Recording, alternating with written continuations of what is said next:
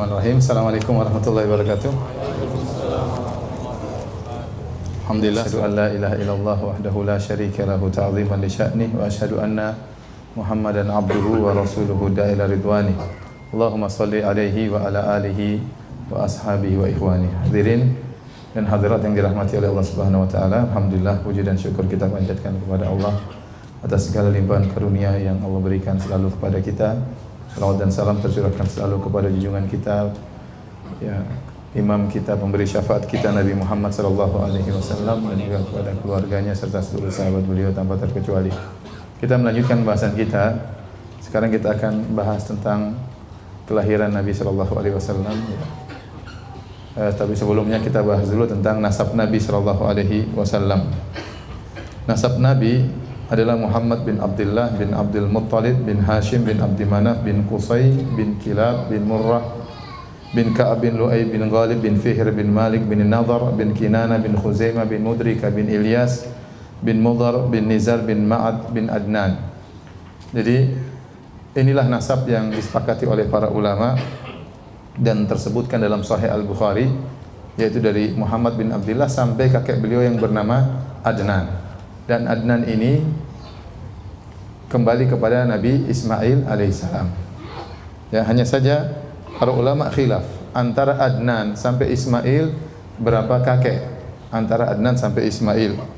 Ada yang berpendapat bahwasanya Adnan sampai Ismail, ya, kakeknya berjumlah 40, ya. Dan ada yang mengatakan antara Adnan sampai Ismail jumlah kakeknya cuma sekitar 7, 9 atau 10, sekitar 10 saja, tidak sampai 40. Oleh karenanya tidak ada dalil yang tegas, ya, bahwasanya sambungan dari Adnan sampai Ismail bisa disebutkan dengan jelas. Yang disepakati oleh para ulama hanya dari Nabi Muhammad sampai siapa? Adnan. Di atas Adnan sampai Ismail tidak jelas, khilaf berapa kakeknya, apalagi nama-namanya. Apalagi kemudian ada orang menyebutkan dari Nabi Muhammad sampai Nabi Adam, ini lebih khilaf lagi. Ya, sedangkan dari Adnan sampai Ismail saja tidak jelas, apalagi sampai Nabi Adam alaihi salam. Yang jelas Rasulullah SAW pernah bersabda tentang kemuliaan nasabnya. Beliau berkata, Inna Allah subhanahu istofa kinanatan min waladi Ismail. Sungguhnya Allah memilih dari sekian banyak anak Ismail alaihissalam, Allah memilih Kinanah. Wastofa Quraisyan min Kinanah. Kemudian dari anak-anaknya Kinanah, maka Allah memilih Quraisy. Wastofa Bani Hashim min Quraisy. Dan dari keturunan Quraisy juga banyak, tapi Allah memilih Bani Hashim. Wastofani min Bani Hashim. Dan Allah memilihku dari Bani Hashim, ya. Ini menunjukkan akan kemuliaan nasab Nabi sallallahu alaihi wasallam. Jadi antara orang yang mulia di antara kakek-kakek Nabi, ya, adalah Abdul Muttalib. Abdul Muttalib. Ya, Abdul Muttalib ini, ya, selain dia adalah kedudukannya sebagai pemimpin kota Mekah, ya, terlebih lagi sebagaimana kita sampaikan pada pertemuan lalu, ya, dialah yang menghadap Abrahah dan meminta 200 ekor ontanya. Di antara kemuliaan dialah juga yang menemukan sumur Zam-Zam yang telah hilang, ya, telah terbenam sekian lama. Sebagaimana pernah kita jelaskan pada pertemuan-pertemuan yang terdahulu, bahwasanya yang menemukan air Zam-Zam siapa? Hajar, ya. Sehingga setelah Hajar meninggal dunia, maka air Zam-Zam dijaga oleh putranya siapa? Ismail. Kemudian setelah Ismail meninggal dunia, maka dipegang kekuasaan kota Mekah dipegang oleh keluarga dari istrinya, dari kabilah Jurhum. Kemudian terjadi banyak kemaksiatan, mulailah tatkala timbul banyak kemaksiatan, mulailah air Zam-Zam surut. Kemudian surut, Allah cabut kenikmatan sedikit demi sedikit tanpa mereka sadari, sampai akhirnya hilanglah air Zam-Zam. Bukan cuma hilang airnya, bahkan hilang bekasnya. Tertutup dengan tanah, tertutup, akhirnya hilanglah bekas dari air Zam-Zam tersebut. Dan baru dibongkar kembali atau muncul kembali di zaman Abdul Muttalib, kakek Nabi sallallahu alaihi wasallam. Adapun kisah tentang penggalian kembali sumur Zam-Zam oleh Abdul Muttalib, maka diriwayatkan oleh Ali bin Abi Thalib, ya, cucu dari Abdul Muttalib, ya. Ali bin Abi Thalib sebagaimana yang disebutkan oleh Muhammad bin Ishaq, dengan sanad yang hasan bahwasanya Ali bin Abi Thalib bercerita tentang apa yang dialami oleh kakeknya. Ya, bahwasanya suatu hari Abdul Muttalib kakek Nabi bercerita, suatu hari aku tidur di Hijr Ismail dekat Ka'bah. Kemudian ada yang mengatakan atau disebut dengan Hijr, ya, dengan Hijr. Aku tidur di Hijr. Kemudian ada yang mengatakan kepadaku, ihfir Taibah, galilah Taibah. Aku bertanya, apa itu Taibah? Kemudian suara tersebut pergi. Dia lihat dalam mimpinya. Kemudian keesokan harinya dia pun tidur lagi di tempat yang sama. Kemudian datang suara tersebut kembali mengatakan, ihfir Barrah, galilah Barrah. Maka aku berkata, apa itu Barrah? Suara itu pun pergi tanpa ada penjelasan. Besoknya aku tidur lagi di tempat yang sama. Lalu datang suara itu lagi dan berkata, ihfir al-Madnunah, galilah Madnunah. Aku berkata, apa itu al-Madnunah? Lalu ia pun pergi. Kemudian keesokan harinya aku tidur lagi di situ. Tiba-tiba ada suara mengatakan, ihfir Zamzam, galilah Zamzam. Maka aku bertanya, apa itu Zamzam? Ternyata suara itu menjelaskan, Zamzam adalah air yang tidak akan surut. Ya, dengan air tersebut kau akan beri minum kepada para jamaah haji. Kemudian disebutkan posisinya di tempat sarang semut, disebutkan ya posisi sumur Zamzam tersebut. Sebagaimana pernah kita sebutkan, Zamzam sebagian ulama mengatakan dinamakan Zamzam. Zamzam artinya ditahan, karena waktu air Zamzam pertama kali keluar, Hajar ibunya Ismail, istri Nabi Ibrahim alaihissalam, membendung Zamzam agar tidak meluber. Dia tidak tahu air ini banyak atau tidak, dia khawatir kalau meluber akhirnya air tersebut hilang. Maka dia pun membendung Zamzam, maka disebut dengan Zamzam. Zamzam artinya ditahan. Tapi akhirnya setelah keempat kali bermimpi dan dijelaskan sifat-sifat lokasi sumur Zamzam, maka ya disebutkan di antara ciri-cirinya ada sarang semut, di antara ciri-cirinya ada burung gagak matuk-matuk di situ, ya. Kemudian dijelaskan di mana posisinya. Akhirnya Abdul Muttalib kemudian besoknya berangkat bawa cangkul ingin menggali sumur Zamzam. Waktu itu Abdul Muttalib baru punya anak satu namanya Al Harith, ya. Mulailah Abdul Muttalib ditemani anaknya cuma satu orang laki-laki menemani dia untuk menggali. Dia menggali. Tatkala mulai tampak tanda-tanda adanya sumur, maka akhirnya orang-orang Quraisy mulai berkumpul. Akhirnya Abdul Muttalib gali, akhirnya keluarlah air Zamzam. Dia yang menemukan air Zamzam. Maka orang-orang Quraisy akhirnya protes. Mereka berkata, wahai Abdul Muttalib, kami juga berhak punya air Zamzam tersebut. Karena kita semua keturunan siapa? Ismail. Quraisy keturunan Ismail atau bukan? Bukan. Abu Jahal keturunan Ismail atau bukan? Abu Lahab keturunan siapa? Ismail. Semuanya keturunan Nabi Ismail alaihissalam. Semua Quraisy keturunan Nabi Ismail. Maka mereka mengatakan, wahai Abdul Muttalib, kita semua keturunan Nabi Ismail, kita semua berhak memiliki air Zamzam tersebut. Kata Abdul Muttalib, tidak. Ini air Zamzam adalah dikhususkan untukku. Ini milikku, aku yang gali, aku yang temukan, ya. Aku yang bermimpi, ya. Berarti ini khusus buatku. Mereka berkata tidak bisa. Ya. Dan waktu itu Abdul Muttalib tidak bisa melawan, karena dia punya anak laki-laki cuma satu. Seandainya dia punya laki-laki banyak, mungkin dia akan melakukan perlawanan. Namun dia punya laki cuma satu, sementara orang Quraisy banyak. Akhirnya kata mereka, kita ngadukan, ya, kita berhakim kepada seseorang. Kata Abdul Muttalib, terserah kalian berhakim kepada siapa, ayo kita pergi. Akhirnya kata mereka, ada seorang perempuan dukun, tempatnya di negeri Syam, kita pergi ke sana. Jadi mereka mau berhukum sama siapa? Dukun perempuan, ya, nenek sihir. Akhirnya berangkatlah mereka. Abdul Muttalib dengan saudara-saudaranya, orang-orang Quraisy ramai dengan pasukannya. Berangkatlah mereka, berjalan dari Mekah menuju negeri Syam, itu jauh, ya. Dari Mekah Madinah saja 500 km. Kemudian dari Madinah ke negeri Syam mungkin 800-900 km, jauh. Madinah sampai Tabuk itu belum Syam, itu masih sudah 750 km. Jadi mereka akan menempuh jarak kira-kira 1.300-1.400 km untuk cari dukun perempuan itu.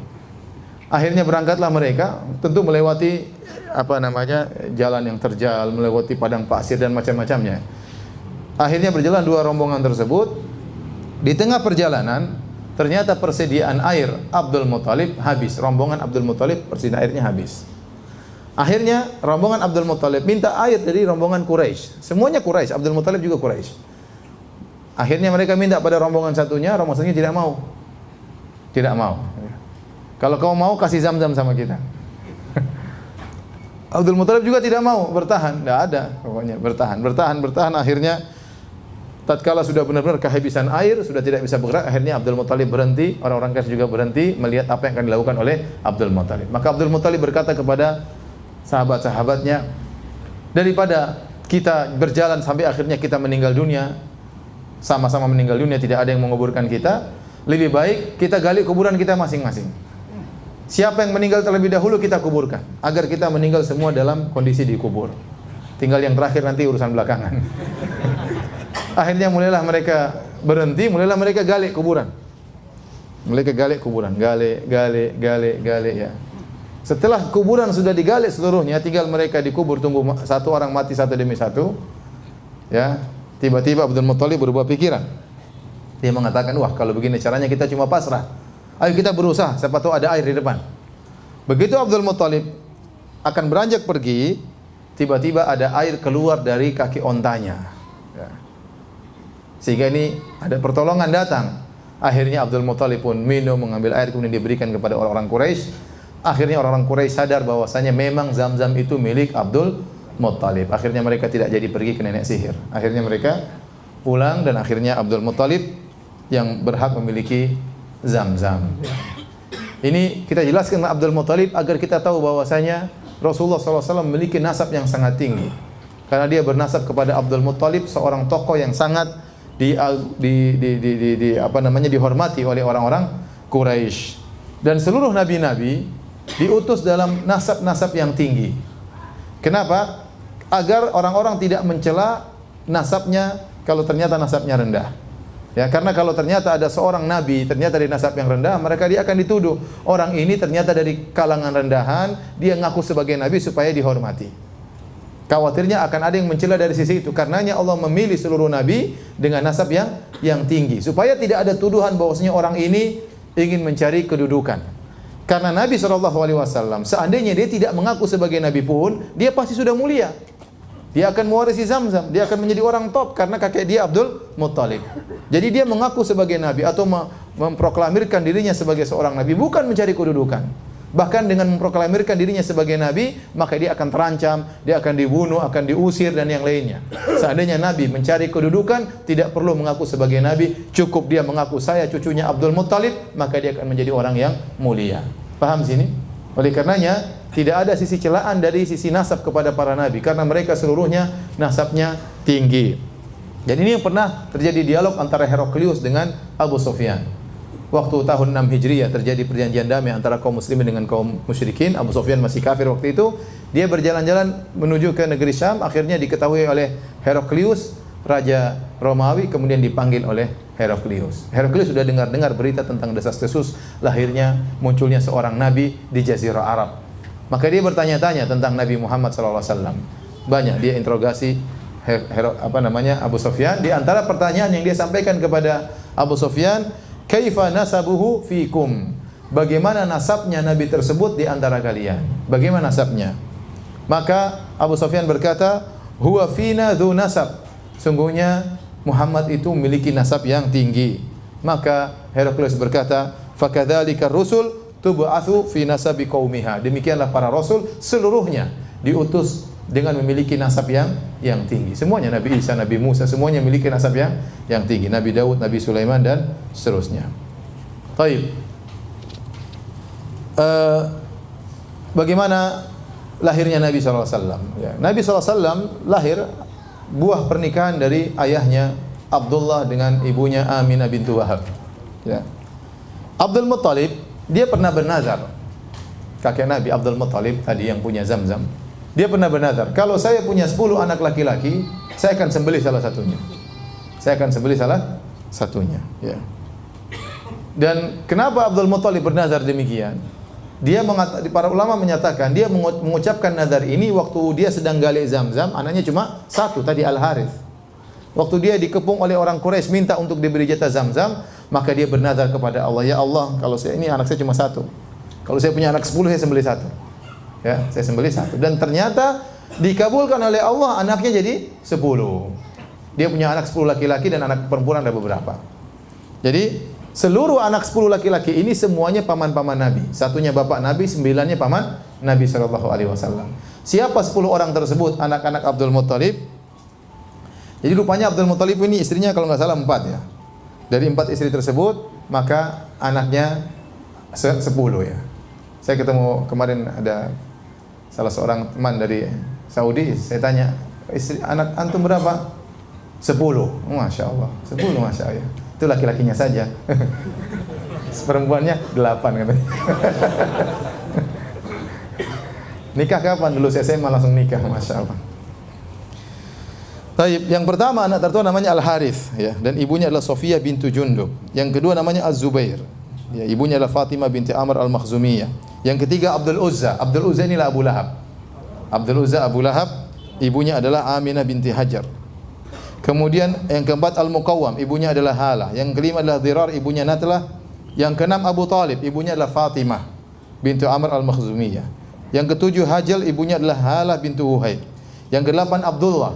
Jadi 8 ini ayahnya Nabi, nomor keberapa? Nomor ke-8. Abdullah ayahnya Nabi dan ibunya adalah Fatimah bintu Amr Al-Makhzumiyah. Kemudian yang ke-9 Hamzah, ibunya adalah Halah bintu Huhaib. Yang ke-10 adalah Al-Abbas dan ibunya adalah Natlah. Al-Abbas bin Abdul Muttalib. Adapun 6 putrinya adalah Sofiyah, Ummu Hakim, Atika, Umaymah, Arwa dan Barrah. Jadi anaknya 16, 10 laki-laki, 6 perempuan. Dari sini kita tahu bahwasanya yang satu ibu ada 3 orang, Zubair, Az-Zubair, kemudian Abdullah, bapaknya Nabi, kemudian Abu Talib. Ini 3 bersaudara yang satu ibu. Sisanya Abu Lahab, Hamzah, Al-Abbas, Al-Harith, ini ibunya beda. Dari sini kita tahu rahasia kenapa begitu dekatnya antara Abu Talib dengan Abdullah. Kenapa Abu Talib sangat sayang kepada Nabi sallallahu alaihi wasallam? Karena Abdullah dan Abu Talib, bapaknya Nabi dengan Abu Talib satu ibu. Satu ibu. Adapun paman-paman yang lain ibu ya. Nah, waktu Nabi diutus menjadi seorang nabi, yang masih hidup dari paman-pamannya cuma 4 orang. Waktu Nabi diutus menjadi seorang nabi tatkala beliau berusia 40 tahun, yang masih hidup dari paman-pamannya 9 orang ya. Semuanya sudah meninggal, 5 orang tinggal 4. 4 orang tersebut adalah Abu Lahab, kemudian Abu Talib, kemudian Hamzah dan Al-Abbas. 4 orang. 2 orang meninggal dalam kondisi musyrik, 2 orang masuk Islam, meninggal dalam kondisi Islam. Yang meninggal dalam kondisi musyrik Abu Lahab, yaitu tadi Abdul Uzza namanya. Kemudian satunya lagi siapa? Abu Talib. Dua-duanya meninggal dalam kondisi musyrik. Yang meninggal dalam kondisi Islam Hamzah, meninggal dalam perang Uhud, kemudian Al-Abbas meninggal setelah wafatnya Nabi sallallahu alaihi wasallam, ya. Inilah paman-paman Nabi sallallahu alaihi wasallam. Baik, akhirnya Abdul Muttalib melaksanakan nazarnya. Dia pun akhirnya ingin menyembelih putranya Abdullah, bapaknya Nabi sallallahu alaihi wasallam. Dan dia sangat sayang kepada Abdullah. Mulailah kemudian ya, ada yang kasih ide, wahai Abdul Muttalib, jangan kau sembelih anakmu ya. Pilih antara anakmu atau 10 ekor onta. Kemudian buatlah undian. Ya. Akhirnya kemudian ya Abdul Muttalib membuat undian. Dia mengatakan, ya Allah, Allahumma anakku atau 10 ekor onta. Dia buang, ternyata yang jatuh anaknya. Waduh. Harus disembelih anaknya. Enggak, tambah lagi 10 ekor onta. 10 ekor onta kedua. Ya Allah, anakku atau 10 ekor onta. Ternyata keluar lagi Abdullah yang harus disembelih. Dia ulangi lagi. Yang ketiga keluar lagi Abdullah. Yang keempat keluar lagi Abdullah. Yang kelima keluar lagi Abdullah. Sampai ke-9 keluar lagi apa? Abdullah. Dia masih lanjut. Yang ke-10 baru kemudian 100 ekor, 10 ekor onta. Akhirnya dia tidak menjadi menyembelih putranya Abdullah, dia sembelih 100 ekor onta. Ya. Paham? Inilah asal muasal kata para ulama munculnya diyah. Ya, barang siapa yang membunuh seorang tanpa sengaja maka dia harus bayar diyah. Diyah tersebut adalah senilai 100 ekor onta. Dan ini terus masih berlaku di Arab Saudi sampai sekarang. Kalau terjadi pembunuhan tanpa sengaja, misalnya kecelakaan atau apa, maka diyahnya adalah 100 ekor onta. Allah menjaga Abdullah karena Abdullah adalah ayah dari Nabi sallallahu alaihi wasallam. Adapun ibunda Nabi sallallahu alaihi wasallam adalah Aminah bintu Wahab bin Abdi Manaf bin Zuhrah bin Kilab. Antara Abdullah dan Aminah ketemu dengan di Kilab, di kakeknya yang bernama Kilab. Kemudian menikahlah Abdullah dengan Aminah. Ya. Kemudian akhirnya lahirlah Nabi sallallahu alaihi wasallam.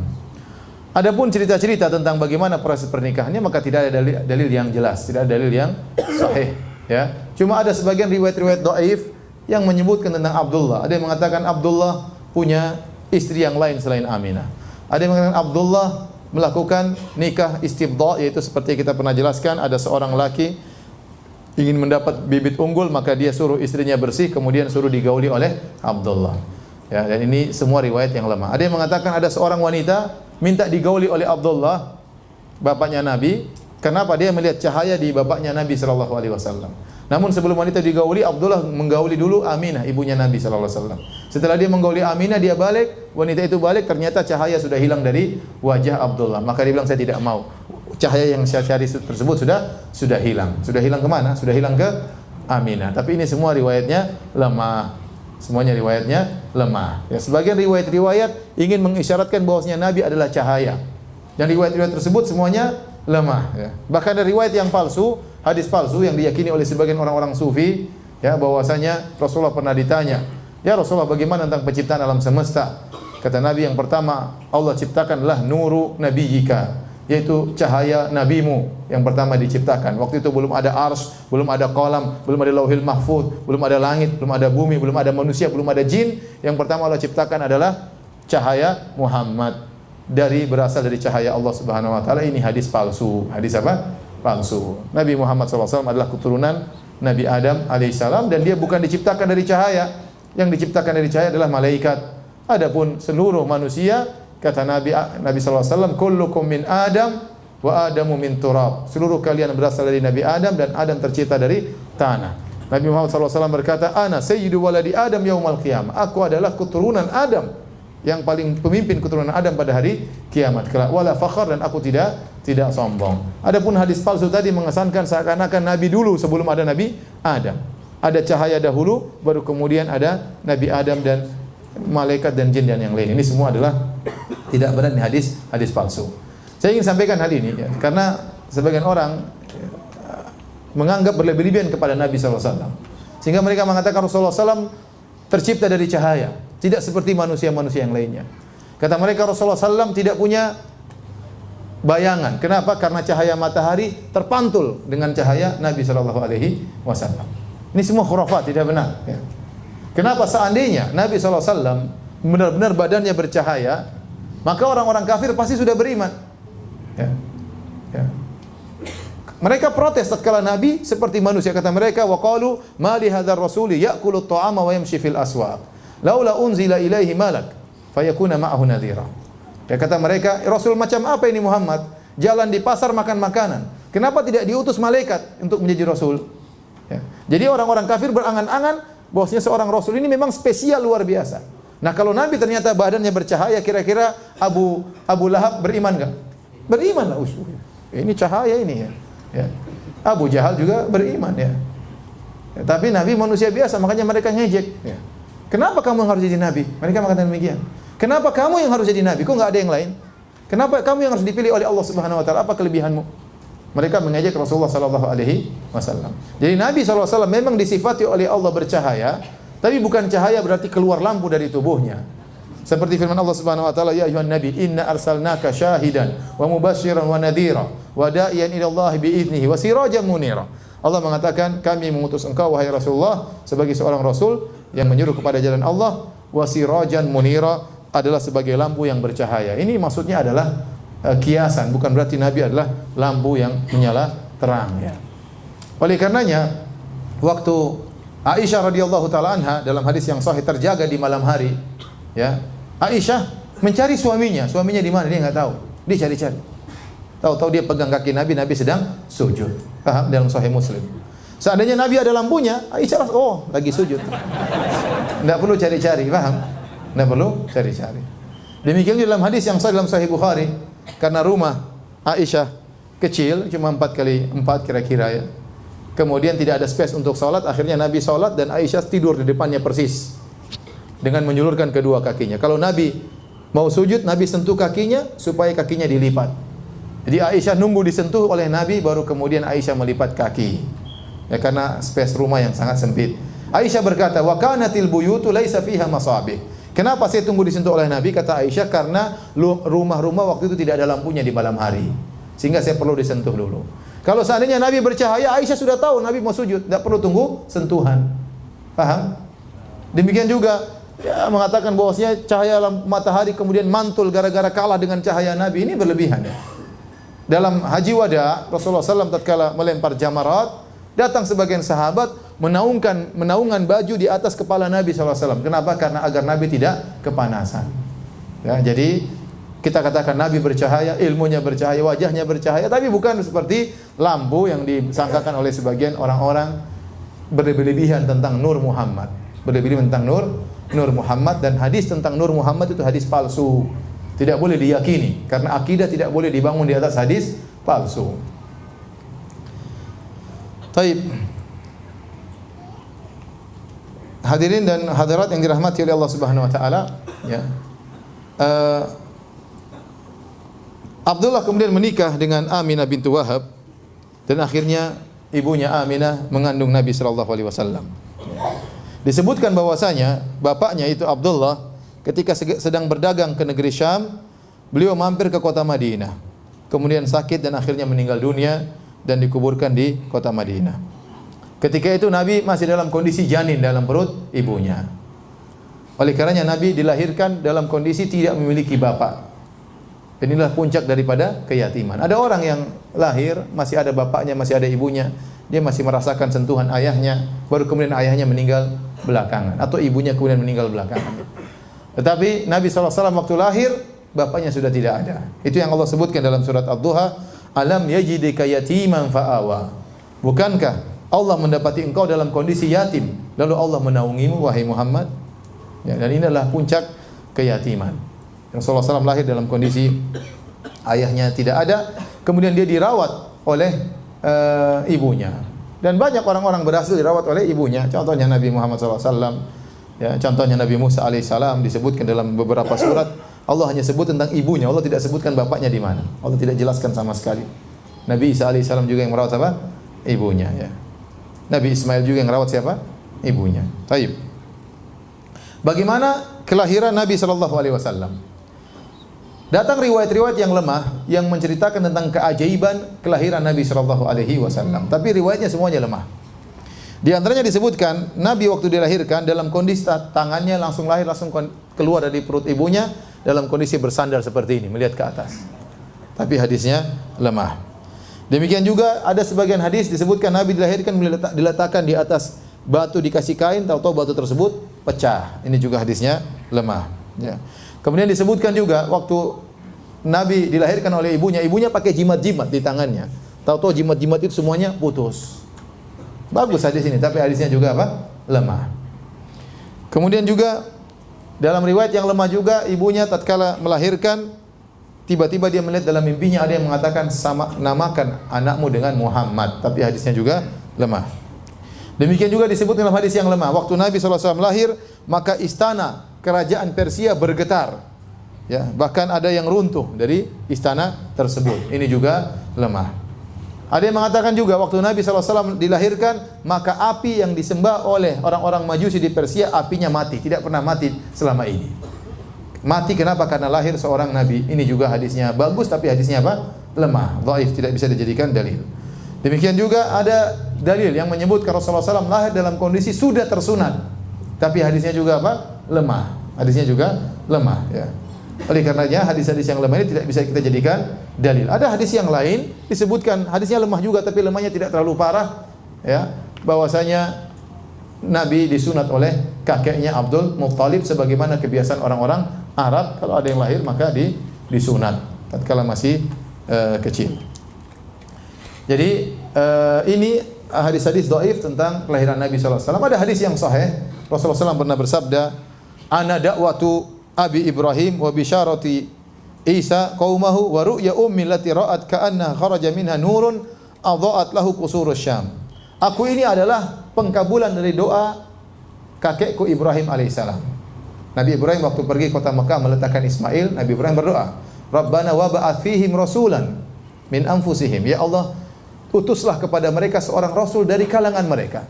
Dikabulkan lama, setelah itu baru dikabulkan, Allah kabulkan doa Nabi Ibrahim. Ternyata siapa? Nabi Muhammad sallallahu alaihi wasallam. Jadi aku adalah pengkabulan doanya nenek moyangku Ibrahim alaihissalam, kata Nabi. Dan aku adalah kabar gembira yang pernah disampaikan oleh Nabi Isa kepada kaumnya. Ya. Mim ba'di ismuhu Ahmad. Ya. Kata Nabi Isa, aku beri kabar gembira kepada kalian wahai kaumku bahwasanya akan ada seorang nabi setelahku namanya Ahmad, yaitu Muhammad sallallahu alaihi wasallam. Dan ini kata Nabi sallallahu alaihi wasallam yang ketiga, aku adalah mimpi ibuku. Waktu ibuku melahirkan aku, dia bermimpi ada cahaya keluar dari tubuhnya kemudian menerangi negeri Syam, menerangi negeri Syam. Ya, ini hadis yang sahih tentang kelahiran Nabi sallallahu alaihi wasallam. Taib hadirin dan hadirat yang dirahmati oleh Allah Subhanahu wa taala. Tanggal berapa Nabi dilahirkan? Para ulama sepakat bahwasanya Rasulullah SAW dilahirkan pada hari Senin. Berdasarkan hadis yang sahih dalam Sahih Muslim, kata Nabi SAW, "Dzaka yaumun wulidtu fihi wa yaumun bu'ithu au unzila alayya fihi." Waktu Nabi ditanya, "Wa su'ila an siyami yaumil itsnain." Wahai Rasulullah, kenapa Anda senantiasa puasa pada hari Senin? Kata Nabi, "Dzaka yaumun wulidtu fihi." Sungguhnya hari Senin adalah hari aku dilahirkan. Wa yaumun bu'itsu au uhiya ilayya, dan hari di mana aku diangkat menjadi seorang rasul, yaitu pada hari Senin. Maka Nabi mensyukuri hari tersebut dengan berpuasa. Hari Senin istimewa. Ada sebab ketiga kenapa Rasulullah SAW puasa hari Senin. Waktu ditanya Rasulullah SAW kenapa puasa Senin dan Kamis, kata beliau, "Dzanika yaumani tu'radu fihimal a'malu ala rabbil alamin wa uhibbu an yu'rada amali wa ana shaim." Dua hari itu, Senin dan Kamis, adalah hari amalan hamba dilaporkan kepada Allah Subhanahu wa taala. Dan aku ingin pada waktu amalku dilaporkan kepada Allah, aku sedang berpuasa. Dari sini, dari dua hadis ini kita tahu sebab Nabi puasa hari Senin ada tiga. Pertama, karena pada hari Senin ya Rasulullah SAW dilahirkan. Yang kedua, pada hari Senin Rasulullah SAW diangkat menjadi seorang nabi. Yang ketiga, pada hari Senin amalan diangkat. Inilah tiga sebab kenapa Nabi SAW berpuasa pada hari Senin. Namun para ulama telah sepakat Rasulullah SAW lahir pada hari Senin. Nah, mereka khilaf, pada bulan apa Nabi lahir? Bulannya mereka khilaf, kemudian tanggalnya pun mereka khilaf. Ini disebutkan oleh Ibnu Katsir dalam Al-Bidayah wan Nihayah dan juga ulama yang lain. Sebagian ulama berpendapat bahwasanya Rasulullah SAW lahir pada bulan Ramadan. Lahir pada bulan Ramadan. Kenapa? Mereka menggunakan logika, kata mereka Nabi diutus menjadi seorang nabi, diangkat menjadi seorang rasul, persis umurnya 40 tahun. Dan waktu itu beliau diangkat menjadi seorang rasul di bulan Ramadan. Kalau begitu, kalau kita tarik mundur, berarti Rasulullah SAW lahirnya juga bulan Ramadan. Faham logikanya? Saya ulangi, pendapat pertama mengatakan Rasulullah SAW lahir bulan Ramadan. Kenapa? Karena Rasulullah SAW lahir persis diangkat menjadi seorang rasul pada bulan Ramadan, di Lailatul Qadar. Maka kalau kita tarik mundur, berarti umurnya dia lahir juga bulan Ramadan. Ini pendapat sebagian ulama, namun pendapat ini tidak kuat, menyelisih jumhur ulama. Ya, mayoritas ulama berpendapat bahwasanya Nabi SAW lahir pada bulan Rabiul Awal. Ya, Rabiul Awal ini pendapat mayoritas ulama. Taib. Yang berpendapat bahwasanya Nabi lahir pada bulan Rabiul Awal juga khilaf tentang tanggal berapakah lahir Nabi sallallahu alaihi wasallam. Dan ini disebutkan khilafnya oleh banyak ulama. Contohnya disebutkan oleh Ibnu Hisham, disebutkan oleh An-Nawawi, disebutkan oleh Ibnu Katsir. Semuanya ulama Syafi'iyah ini. Disebutkan oleh Az-Zahabi. Az-Zahabi, Ibnu Katsir dan Nawawi menyebutkan tentang khilaf ini. Jadi tidak ada kesepakatan bahwasanya Nabi meninggal atau lahir pada tanggal 12 Rabiul Awal. Taib. Ada beberapa pendapat. Ada yang mengatakan Rasulullah SAW lahir tanggal 12 Rabiul Awal. Ada yang mengatakan Rasulullah SAW lahir pada tanggal 8 Rabiul Awal. Dan ini pendapat seorang tabi'in bernama Muhammad bin Jubair bin Mut'im, datang dengan sanad yang sahih. Dia mengatakan Rasulullah SAW lahir pada tanggal 8 Rabiul Awal.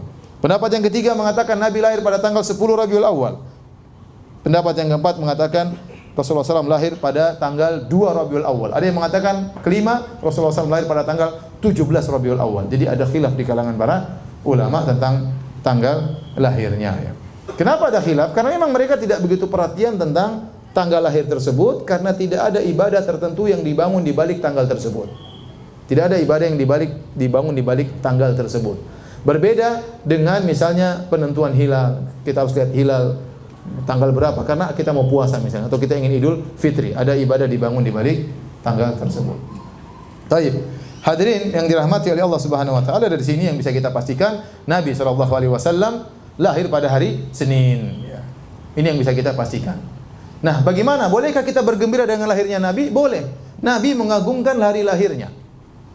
Nabi mengagungkan hari lahirnya. Tapi bagaimana cara Nabi mengagungkan hari tersebut? Caranya Nabi puasa setiap hari Senin, setiap pekan. Nah, kalau Anda ingin merayakan atau bergembira dengan hari lahirnya Nabi SAW, ikuti cara Nabi SAW. Caranya bagaimana? Puasa setiap hari Senin, setiap pekan. Itu cara yang benar dalam bergembira dengan lahirnya Nabi SAW, bersyukur dengan lahirnya Nabi SAW. Ya. Baik, kita lanjutkan. Setelah Nabi SAW dilahirkan, ya, beliau disusui oleh ibunya, ya, sekitar, ya, ada yang mengatakan 3 hari, ada yang mengatakan 7 hari, ada yang mengatakan 9 hari. Setelah disusui oleh ibunya, kebiasaan orang-orang Arab dahulu disusui juga oleh orang yang lain. Abu Lahab, paman Nabi, Abdul Uzza, dipanggil dengan Abu Lahab, nama aslinya Abdul Uzza, ya. Makanya ulama mengatakan Allah tidak menyebutkan nama aslinya dalam Al-Quran. Kenapa? Karena namanya jelek, Abdul Uzza, hamba dari berhala apa? Uzza. Maka Allah sebutkan gelarnya, kunyahnya Abu Lahab. Sebenarnya namanya siapa? Abdul Uzza. Tabbat yada Abi Lahab. Harusnya tabbat yada Abdul Uzza. Tapi kalau Abdul Uzza diabadikan, ini jelek dalam Al-Quran. Kok ada nama hamba berhala dalam Al-Quran? Maka Allah sebutkan nama kunyahnya, ya. Taib. Waktu Nabi SAW ponakannya lahir, dia gembira. Maka dia ambil Nabi SAW, kemudian dia bawa ke budaknya bernama Thuwaibah. Maka Thuwaibah pun menyusui Nabi SAW. Ternyata, ya, Thuwaibah ini menyusui beberapa orang sebelum Nabi SAW. Di antaranya paman Nabi yang lahir sebelum Nabi, namanya Hamzah bin Abdul Muttalib. Waktu Hamzah lahir juga, saudaranya Abu Lahab juga menyusukan adiknya ini Hamzah kepada budaknya Thuwaibah. Kemudian juga, ya, Thuwaibah juga pernah menyusui Abu Salamah Al-Makhzumi. Ya, jadi 3 orang disusui semuanya oleh Thuwaibah. Hamzah, Abu Salamah, dan siapa? Muhammad sallallahu alaihi wasallam. Jadilah 3 orang ini adalah 3 saudara sepersusuan. 3 saudara sepersusuan, ya. Jadilah mereka ada kekerabatan dari sisi sepersusuan. Jadilah timbul kemahroman, ya. Oleh karena dalam hadis Ibnu Abbas berkata, "Qila lin Nabi sallallahu alaihi wasallam, ala tatazawwaju ibnata Hamzah?" Wahai Rasulullah, apakah kau tidak menikah dengan putrinya Hamzah? Sepupunya, putrinya Hamzah. Kata Rasulullah SAW, "Innaha ibnatu akhi minar radha'ah." Enggak bisa. Putrinya Hamzah itu adalah putri saudara sepususuanku. Aku dan dia sesusuan, maka anaknya adalah ponakan sesusuan. Ya. Jadi enggak bisa seperti ponakan satu susuan, ya.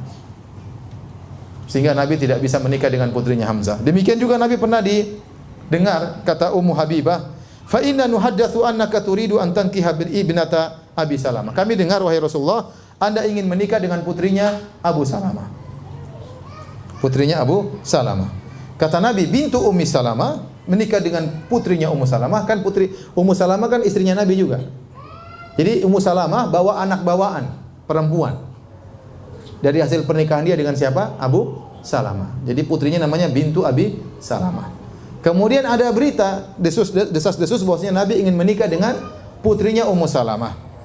Maka kata Nabi, lau annaha lam takun rabibati fi hijri mahallat li. Seandainya saya dua hal yang membuat saya haram untuk menikah dengan putrinya Abu Salamah.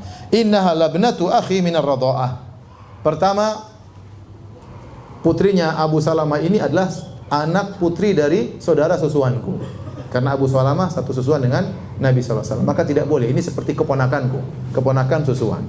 Yang kedua, dia ini adalah anak bawaan istriku yang di bawah peliharaanku, maka itu juga tidak boleh dinikahi. Jadi 2 hal yang buat saya haram menikah dengan putrinya Ummu Salamah, ya. Para hadirin hadirat yang dirahmati Allah Subhanahu wa taala, setelah Nabi SAW, ya, disusui oleh Thuwaibah, kemudian Rasulullah SAW disusui pula oleh wanita yang ketiga ya dari kampung Bani Sa'ad yaitu Halimah As-Sa'diyah. Ya, insyaallah kita sampaikan kisahnya pada pertemuan berikutnya insyaallah. Tapi ini juga dalil bahwasanya susuan ya menjadikan kemahraman sebagaimana sabda Nabi sallallahu alaihi wasallam, yahrumu minar radha'ah ma yahrumu minan nasab. Susuan menjadikan pemahraman sebagaimana nasab. Jadi kalau ada seorang anak disusui oleh seorang ibu 5 kali susuan sampai dia kenyang, maka jadilah mahram. Misalnya, saya punya anak perempuan atau saya punya anak perempuan, saya bawa kepada seorang wanita. Wanita tersebut menyusui anak saya, ya. Satu majelis jam 10 pagi, anak saya sudah kenyang berhenti. Kemudian siang saya bawa lagi. Dia ngedot lagi ya. Ngedot nyusuin sampai kenyang, berarti sudah 2 kali susuan. Saya bawa pulang ke rumah, disusuin oleh istri saya misalnya. 2 hari berikutnya saya bawa lagi. Pagi-pagi jam 8 disusuin. Siang-siang jam 2 disusuin. Malam disusuin, berarti sudah 3. 3 tambah 2 berarti berapa? 5. Berarti sudah jadi sah anak susuan. Anak susuan ya. Maka jadilah wanita tersebut ibu susuan dari putri saya.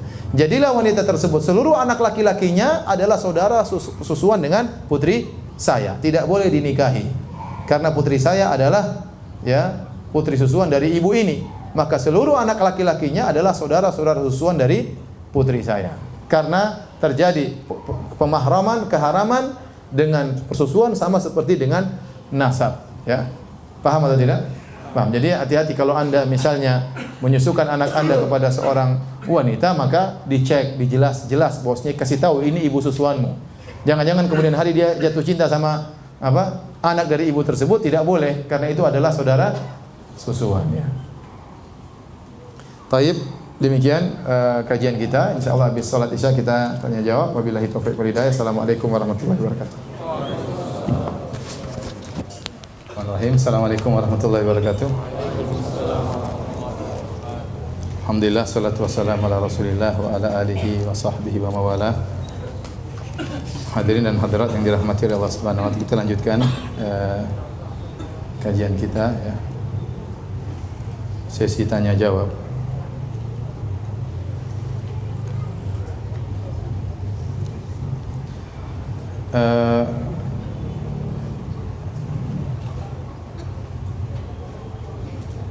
Ana ingin bertanya, Ustadz, jika Rasulullah SAW diutus untuk seluruh alam dan untuk seluruh manusia, mengapa dakwahnya hanya seputar Mekah, di Madinah dan Jazirah Arab, tidak dirasakan oleh umum di seluruh dunia ketika itu? Jika nabi-nabi dulu diutus hanya untuk kaumnya, bagaimana nasib dengan para kaum yang jauh di sana yang tidak mendapat hidayah? Mohon jawabannya, Ustadz. Jawabannya bahwasanya Nabi SAW diutus untuk seluruh alam, tapi dimulai dengan di Mekah ya. Oleh karenanya dakwah Islam tidak terbatas kepada hanya orang Arab. Sejak awal sudah ada orang-orang non-Arab yang masuk Islam. Contohnya Bilal bin Rabah, dia bukan orang Arab, dia dari Habasyah ya. Kemudian juga ada namanya siapa? Salman Al-Farisi. Kemudian Nabi SAW mengirim surat kepada raja-raja di luar Arab. Contohnya Rasulullah SAW mengirim surat kepada Raja Heraklius, menyuruh dia untuk masuk Islam dan meninggalkan kesyirikan, sebagaimana disebut dalam Sahih Al-Bukhari di awal kitab Badil Wahyi. Ya. Jadi Allah berfirman, "Wa ma arsalnaka illa rahmatan lil alamin." Tidaklah kami mengutus engkau kecuali rahmat bagi seluruh alam semesta. Jadi Nabi SAW adalah Nabi untuk seluruh umat manusia. Nah, Ustadz, bagaimana dengan orang-orang yang belum dapat hidayah? Bagi orang tidak dapat hidayah, misalnya meninggal belum pernah mengenal Islam sama sekali karena saking jauhnya dari Mekah misalnya, atau misalnya di belantara hutan Afrika atau belantara hutan Papua ya. Maka Allah berfirman ya, "Wa ma kunna mu'adzibina hatta nab'atsa rasulah." Kami tidak akan mengadab satu kaum sampai kami utus rasul, atau yang mewakili rasul itu berupa dai atau ustadz yang sampai ke sana atau tulisan yang sampai ke sana. Nah, kalau kita andai kata ada seorang meninggal dari suku, di salah satu suku di Papua, di Irian Jaya, kemudian meninggal dunia, belum sempat mengenal Islam, bagaimana nasibnya? Apakah masuk neraka? Jawabannya tidak. Dia akan diuji oleh Allah Subhanahu wa taala pada hari kiamat dengan cara Allah Subhanahu wa taala. Sama seperti orang yang dilahirkan dalam kondisi tuli dan bisu, dia tidak bisa mendengar apa-apa. Bagaimana dia mau mendengar Islam? Kita jelaskan nggak bisa, dia nggak bisa dengar, dia nggak bisa berbicara. Ya. Terus bagaimana cara dia memahami apa yang kita sampaikan? Ya, maka orang ini bisa saja dia tidak mengerti Islam. Kalau dia meninggal dia tidak akan diazab, dia akan diuji oleh Allah dengan cara Allah sendiri. Kita serahkan kepada Allah Subhanahu wa taala. Yang penting Allah tidak zalim dan Allah Maha Adil.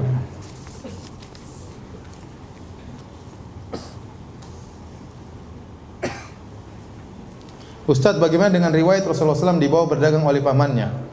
Ini nanti masih jauh ya. Lahir aja baru lahir, belum diajak berdagang ya. Kalau langsung diajak berdagang repot, masih kecil nanti. Silakan.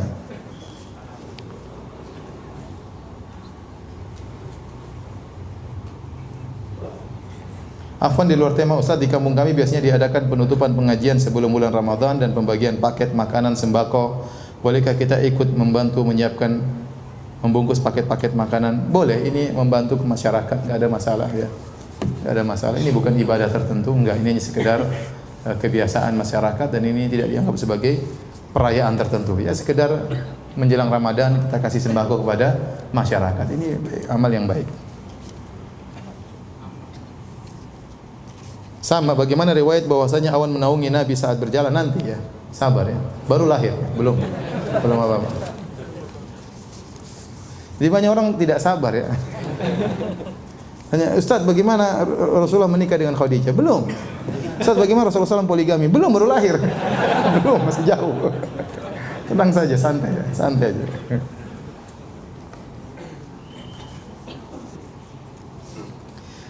Ustaz bagaimana menjawab syubhat bahwa ustaz-ustaz salafi fanatik terhadap alma mater? Apa maksudnya alma mater? Maksudnya apa? Kita siapa saja boleh jadi ustaz sunnah, siapa saja boleh jadi ustaz salafi. Yang penting dia memenuhi kriteria berdakwah sesuai dengan Al-Quran dan Sunnah. Nabi SAW tidak bikin bid'ah, tidak menyuruh kepada bid'ah, maka kita katakan dia ustaz sunnah. Nah kalau dia menyuruh kepada bid'ah, kita bilang ustaz bid'ah. Jadi siapa saja, tidak harus lulusan Madinah, mau lulusan Kairo, mau lulusan Yaman, mau lulusan mana saja silakan. Yang lulusan sini, yang tidak keluar negeri juga boleh, siapa saja boleh. Tapi sesuai dengan kriteria ustaz sunnah. Tidak dikatakan sunnah kecuali dia menyuruh kepada sunnah Nabi. Dia ngajarin sunnah Nabi. Nah, kalau dia nggak ngajar sunnah Nabi, dia ngajar ritual-ritual baru yang itu bukan sunnah Nabi, dipastikan Nabi tidak pernah melakukannya, maka tidak bisa kita bilang ustaz apa? Sunnah. Sunnah kan apa? Apa definisi sunnah?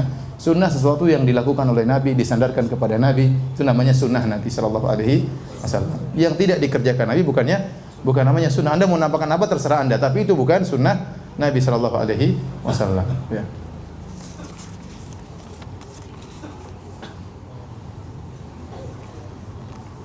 Ustadz, kalau keponakan dari istri, apakah mahram dengan kita? Bukan.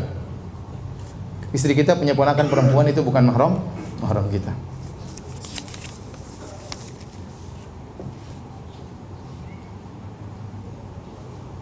Ustadz, apakah benar Rasulullah SAW sangat sayangnya kepada umatnya ketika detik-detik terakhir masih mengatakan, ini detik terakhir mau meninggal, ini tanya lagi mau meninggal.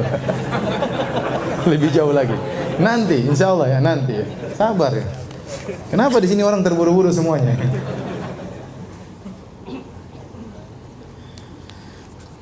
Ketika Zam-Zam hilang, bagaimana orang Mekah mendapatkan air? Aduh, saya tidak sempat nanya mereka ya. Tetapi jelas ada sumber air yang lain. Ya, mungkin bukan cuma air Zam-Zam, tapi air Zam-Zam yang sangat istimewa, yang airnya tidak pernah habis ya. Tidak pernah habis. Bahkan sekarang saya dengar sebagian penelitian justru kalau Ramadan atau bulan haji volumenya semakin apa? Semakin banyak. Dan itu diantara mukjizat yang nampak dari dulu sampai sekarang nggak habis-habis. Padahal air Zam-Zam diambil terus. Jadi di Madinah itu ada pembagian gratis. Di Mekah ada pembagian juga gratis. Jadi orang ambil banyak tidak habis-habis. Kita nggak tahu sumbernya, ya apa namanya, bagaimana. Tapi yang jelas airnya luar biasa. Kemarin ada ini cerita nyata. Saya ketemu dengan orangnya langsung. Dia kena kanker. Saya ketemu di Pekanbaru. Dia di kemo di Singapura apa di Malaysia ya. Kemudian ada kawan yang kasih bekal dia air Zam-Zam. Intinya setelah dia di kemo, dia minum apa saja tidak bisa kecuali air Zam-Zam. Dia minum air putih muntah, dia minum apa muntah. Maka kecuali air Zam-Zam, dia minum air Zam-Zam tidak mengapa. Ya. Dia kemudian setelah dikemo badannya masih kuat. Dokter sampai heran kenapa? Rupanya dia konsumsi apa? Zam-Zam terus. Ya. Dan banyak orang sembuh karena Zam-Zam. Saya pernah ketemu orang, Ustadz saya waktu itu ambeien ya.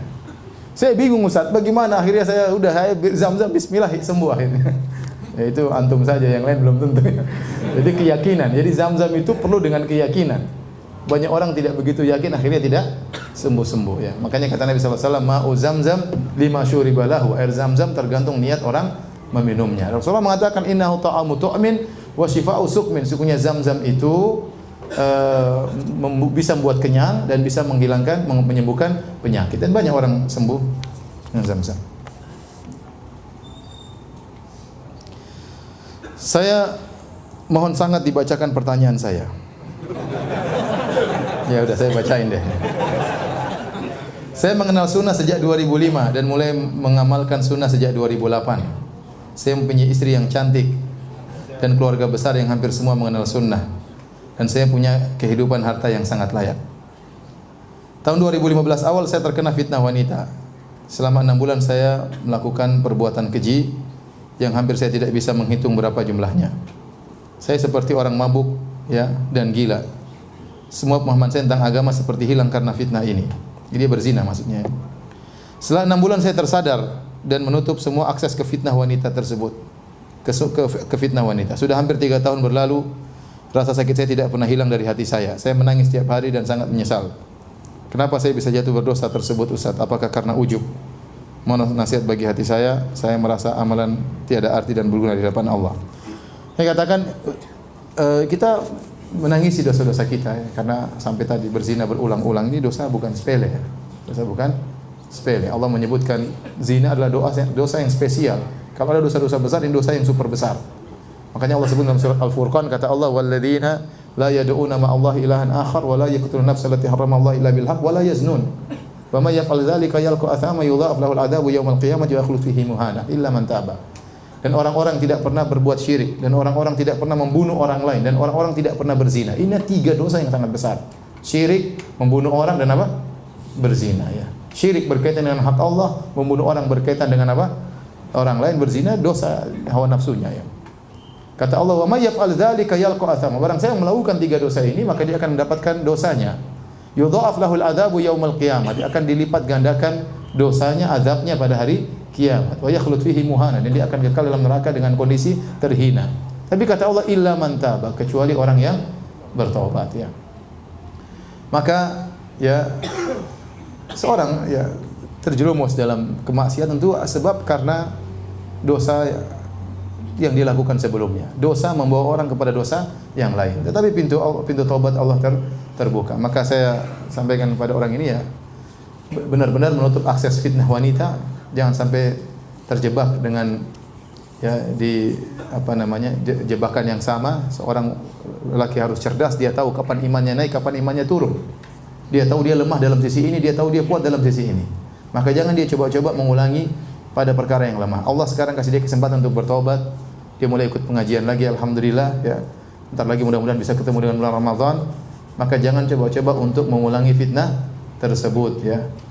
Dan banyak bertobat kepada Allah, dan husnudzan jika orang kembali kepada Allah dengan taubat nasuha ya, dengan taubat yang sesungguhnya, tidak mengulangi lagi, maka Allah akan ampuni dosa tersebut dengan mudah bagi Allah Subhanahu wa taala ya. Dan jangan pernah ceritakan ini kepada orang lain. Apa hukumnya mengambil upah dari ibu yang menyusui bayi orang lain? Boleh, enggak ada masalah. Nanti akan kita jelaskan. Boleh. Jadi kalau ada orang ingin nyusu pada seorang wanita tersebut mengatakan boleh, tapi saya minta upah. Boleh dia, karena ini kerjaan ya. Tetapi tetap saja menjadi anak susuan ya. Anak susuan ya. Tapi kalau kita pergi ke kandang onta kemudian disusui oleh onta, jadi ibu susuan atau tidak? Kemarin di Madinah teman-teman bercanda, jadi semua pada pergi ke onta yang sama, pada mau jadi ibu susuan itu, saudara susuan apa? Onta ya, enggak. Jadi boleh dia mengambil upah, jadi dia boleh mengambil upah.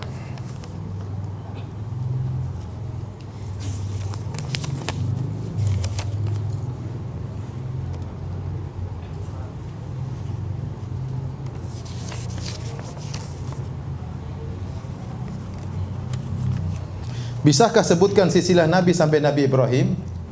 Kita sudah katakan tadi, Ismail bin Ibrahim. Nabi kita sebutkan silsilahnya sampai Adnan. Dari Adnan sampai Ismail bin Ibrahim ini tidak jelas, tidak ada sanad yang jelas. Ada khilaf berapa kakeknya, ada yang mengatakan 40, ada yang mengatakan 7, ada yang mengatakan 9, ada yang 10, sehingga tidak ada yang benar ya. Maka sebenarnya mengatakan barang siapa ahli nasab yang menyebut seluruhnya dia telah berdusta karena enggak ada dalil yang benar. Apalagi sampai kepada Nabi Adam alaihissalam.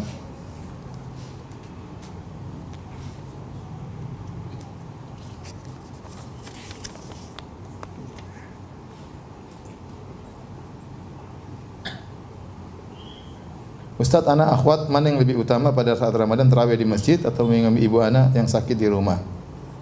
Ya, kalau ternyata ibu ingin ditemani di rumah, salat aja di rumah. Kalau ibu ingin ditemani di rumah, salat aja di rumah. Apalagi ibu dalam kondisi sakit. 10 itikaf 10 hari terakhir Ramadan atau melayani ibu menyiapkan sahur. Kalau ibu sakit lebih utama melayani apa? Ibu. Tapi demikian saja kajian kita, insyaallah kita bertemu di kesempatan yang lain. Kita buka kafaratul majelis. Subhanakallahumma bihamdika asyhadu an la ilaha illa anta astaghfiruka wa atubu ilaik. Assalamualaikum warahmatullahi wabarakatuh.